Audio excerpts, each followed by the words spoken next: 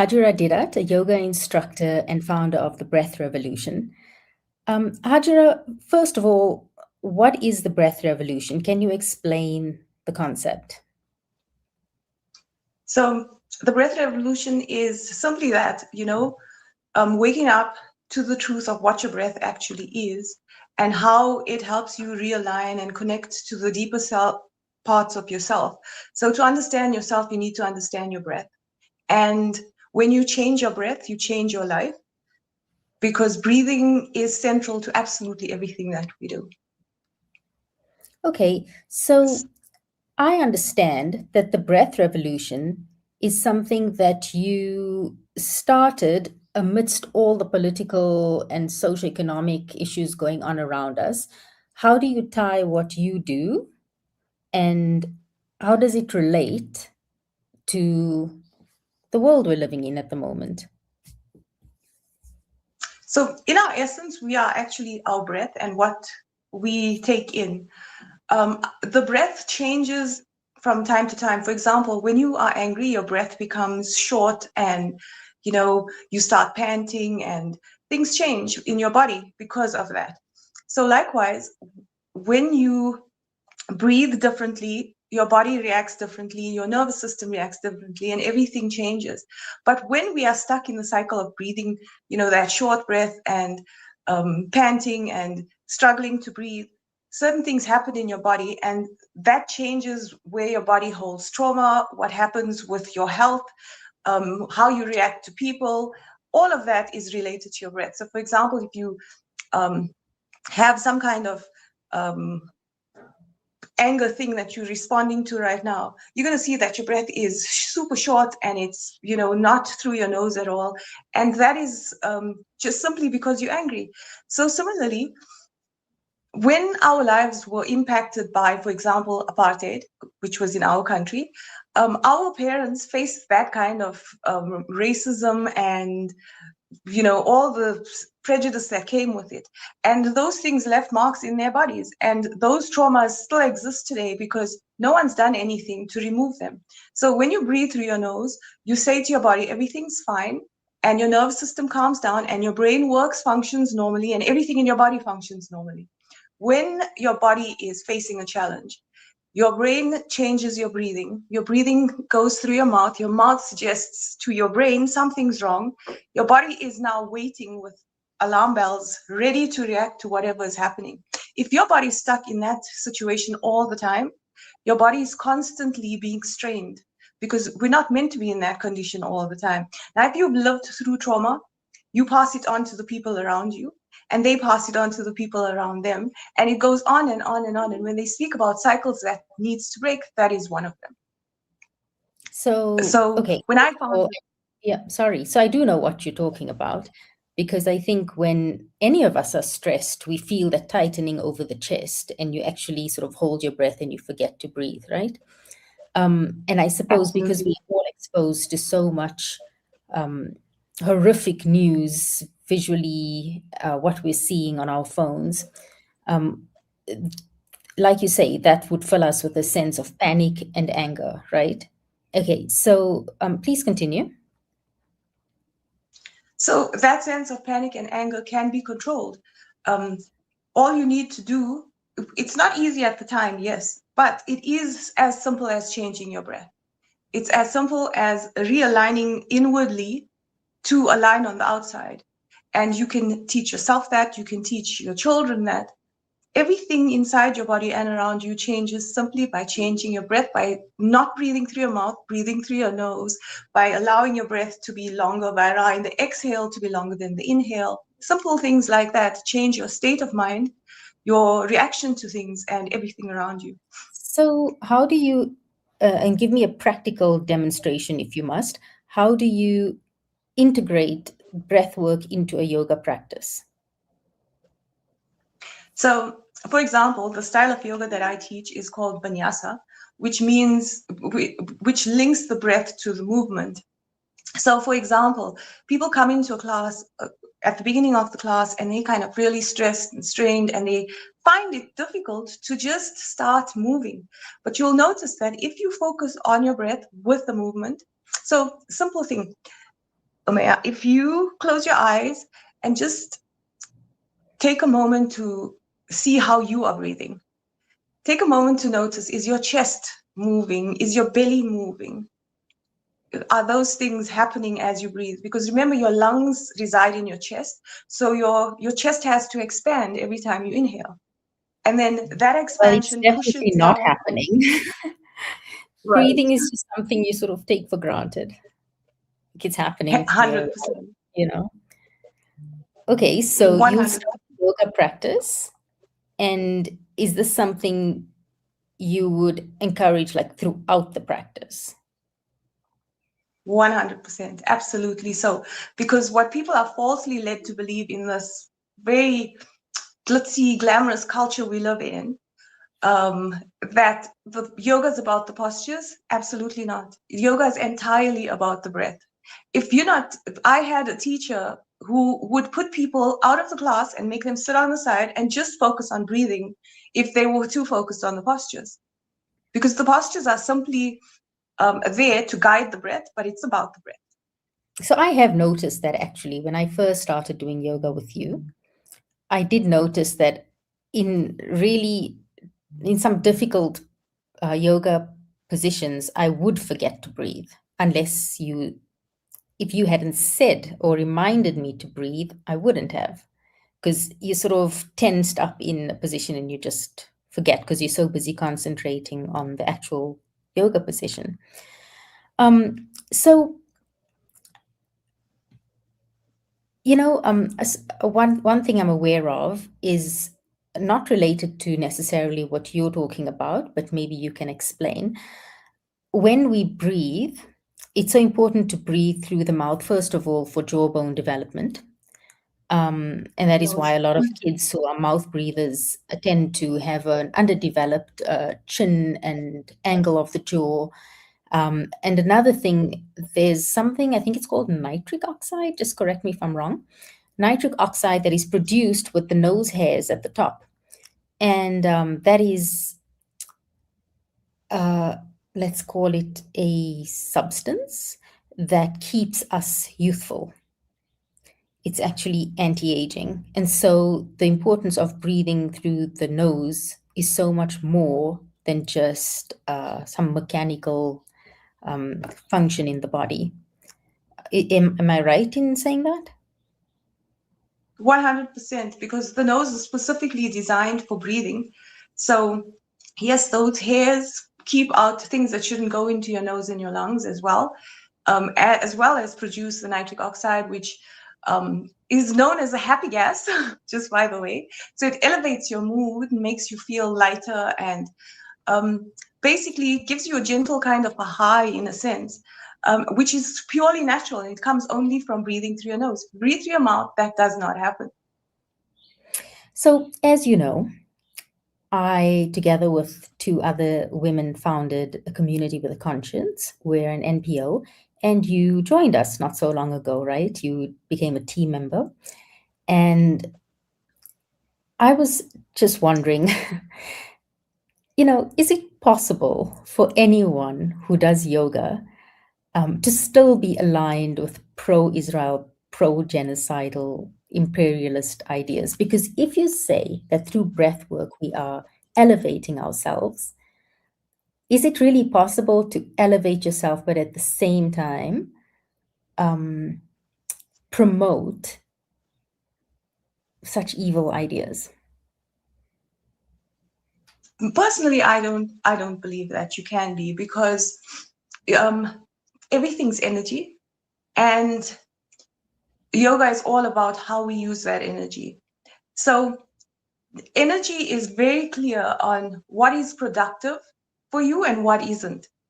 So the way that the world is designed is very much aware of these things, and how much, so energy and life force and the things that we focus on in yoga are all the things that help you to align inwardly, so that once you align on the inside, you can align on the outside, on and off your mat. Constantly saying this. But how can you be aligned with your insides if you are aware of genocide happening, but you're told to relax, breathe deeply, calmly, visualize what it is you want in your world, and that's it? Full stop. you shouldn't take your awareness there, because for whatever reasons they come up with, there are just so many of them in the yoga world specifically, but they kind of try to maintain the sense of neutrality. You cannot be neutral when a part of your organism is being murdered every day.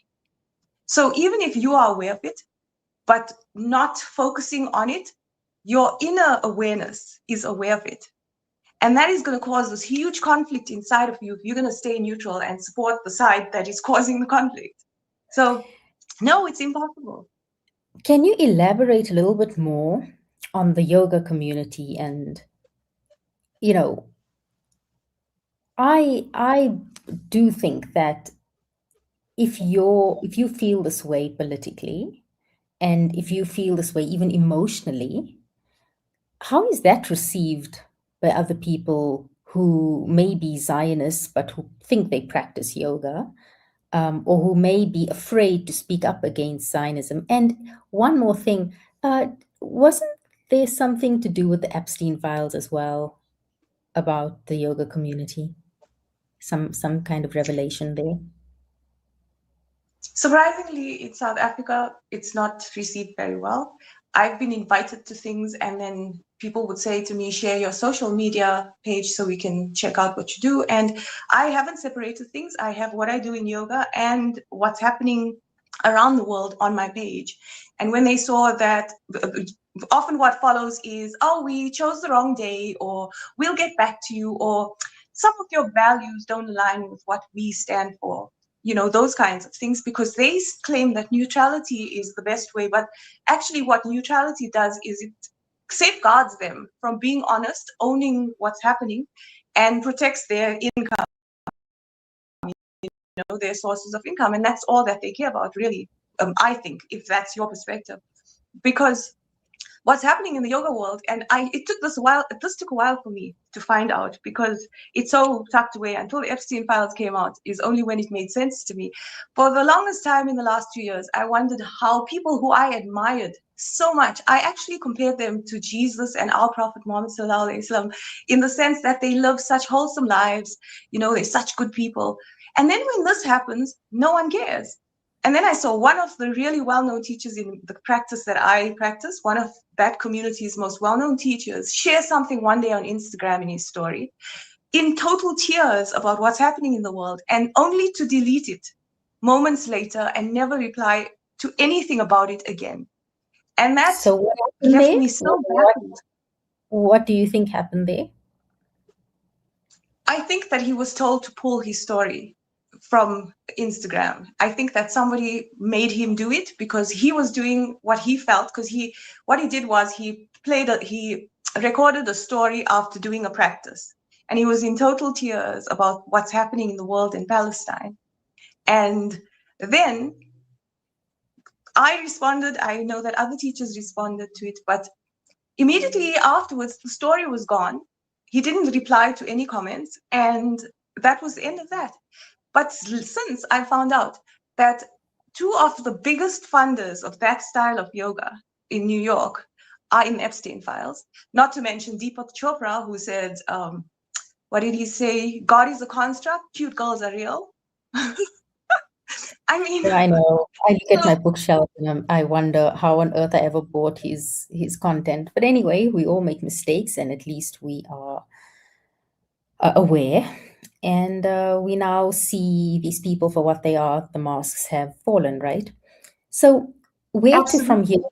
for you? What are you hoping to achieve on a philosophical level with the breath revolution?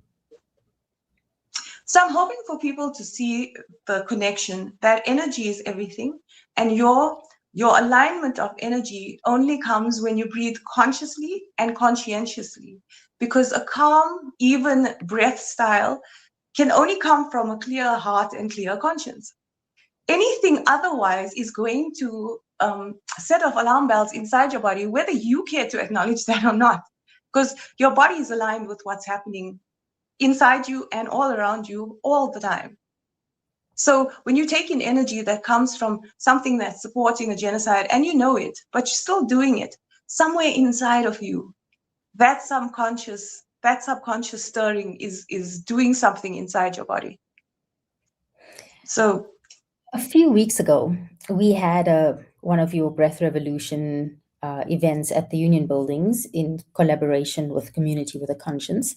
That was the first one, and I think we chose that venue because it's free, number one. Number two, it's beautiful. What a gorgeous scenery we have from the beautiful Union Buildings gardens, which are stepped. So you have this lovely panoramic view. What is the plan for events after our fasting month of Ramadan? So I'd like to do more of those events, bring people into the awareness of being comfortable with being honest, returning to the truth of what's going on in the world and being okay with that. Because once your actions, your words, your conscience, and everything else is aligned, your body starts to feel better and you start reacting better and everything in your world becomes better.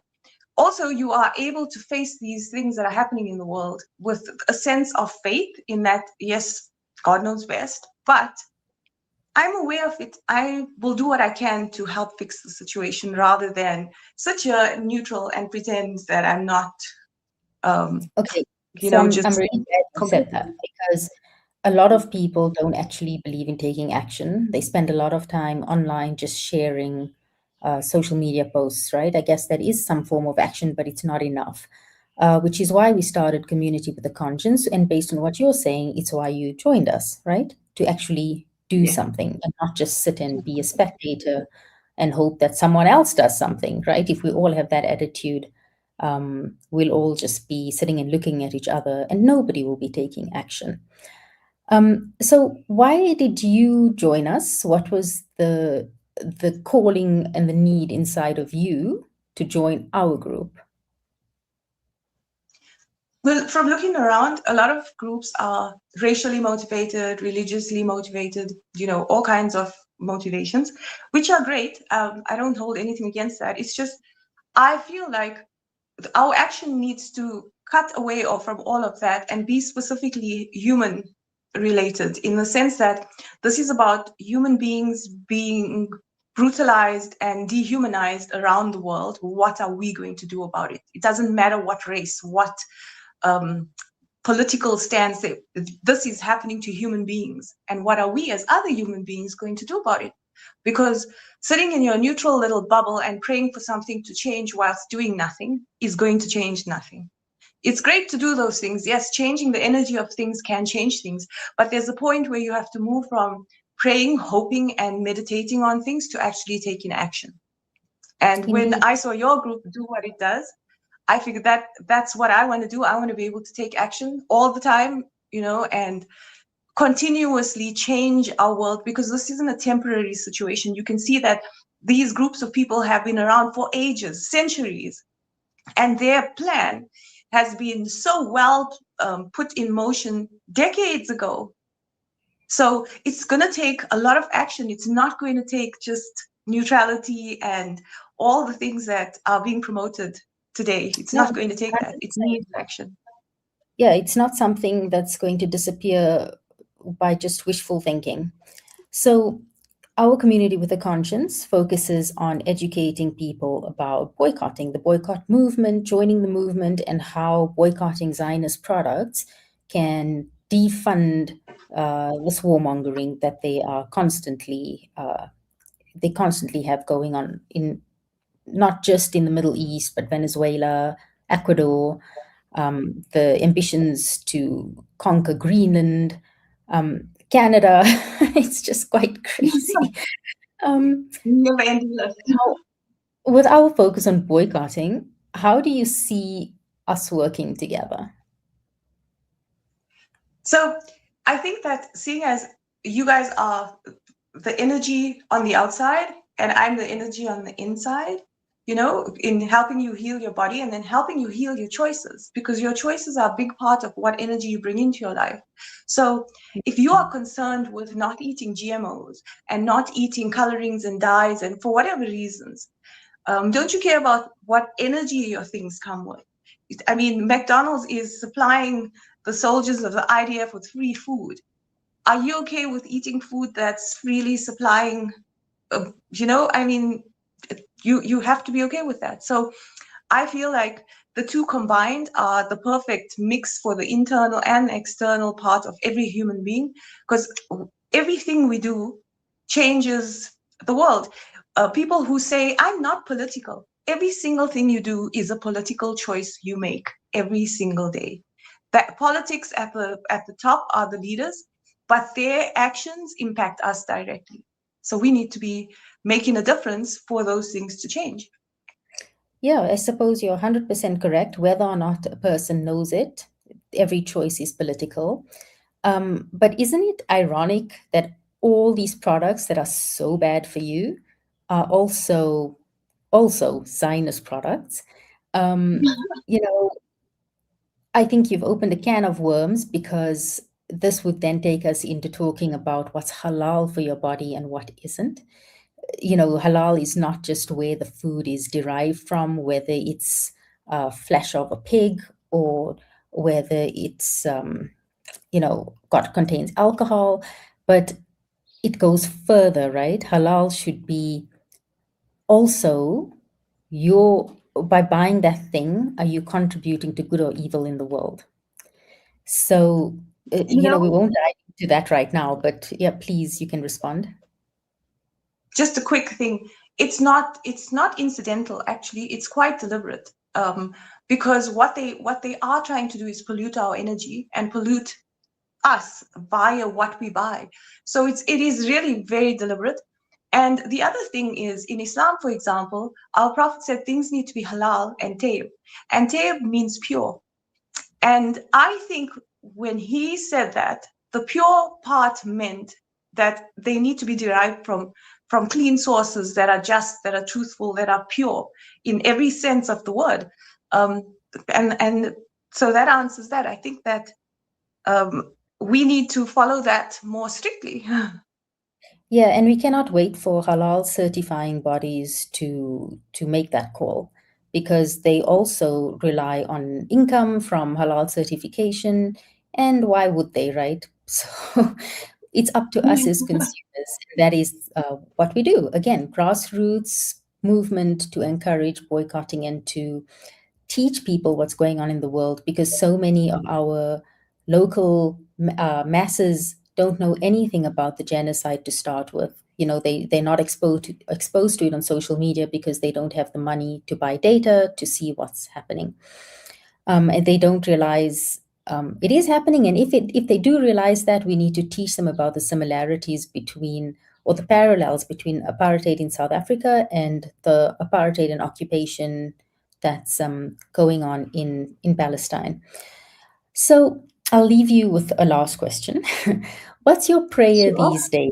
And what can we do to manifest a better world through breathwork? It's like, give me a practical tip for people to to manifest better through their thoughts and to align with peace.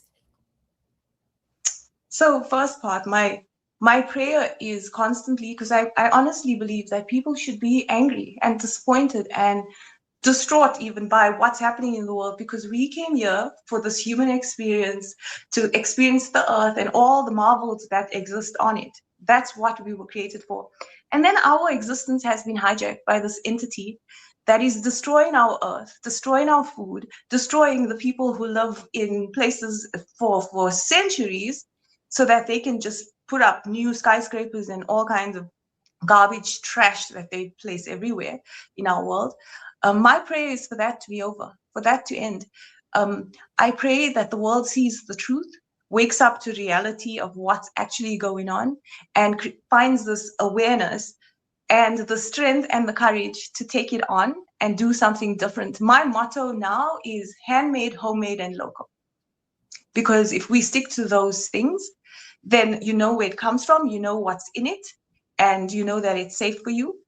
If it's homemade, obviously you're making it yourself. If it's local, you're supporting your own community. What could be better than that? And you'll find, if you go out and look, there are many things that you can get around you that does not support these big corporate monsters. That is true, although I will say that just because something's homemade, we also need to put pressure on those individuals who run home industry to ensure that Yes, they are not using in their baking or using products that are Nestle, Cadbury, etc. So, look, that was a most enlightening conversation. Thank you so much, Hajira, and I hope to do another session with you sometime soon, maybe after the month of Ramadan, just to see how we can make progress. And I love what you said. So, homemade, handmade, right? And local. local. Okay, Yes, brilliant. So I'm going to be using some of that in our social media posts. I love the absolutely. alliteration. One thing I have to say, I Mm. have to share this. So at the Massive Tower on Saturday, I shared some of the posters, some of the word search posters and those little drawing pages, for kids to do. And it was such a huge hit. And the children love them, but forget the children, the adults love them. And parents came to Well, I'm ask me, so can I glad have to one, hear please? because that took a bit of effort on our side to put it together. But the whole reason we did it, as you know, was because when kids go through the word search looking for these brands that are complicit in the genocide or fund the genocide, it becomes something they actually memorize in that moment, right? So Yes, I think as long as the adults around them assist with teaching those kids the reason for boycotting that company, place, or brand, then our job is done because children are so impressionable. And if we can yes, get them at this age already to be making ethical choices, they will actually be the conscience of their parents when they go shopping with their parents, and they'll grow up into adults who are fully aware. And that is what we want. We need change at a most intrinsic level. But yeah, 100%. no, thank you so much, Ajara. So we will be in touch, and we will have another conversation soon. Have a lovely day. Thank you so much. Thank you. And you guys too. And thank you for letting me be part of this amazing group. I absolutely love it.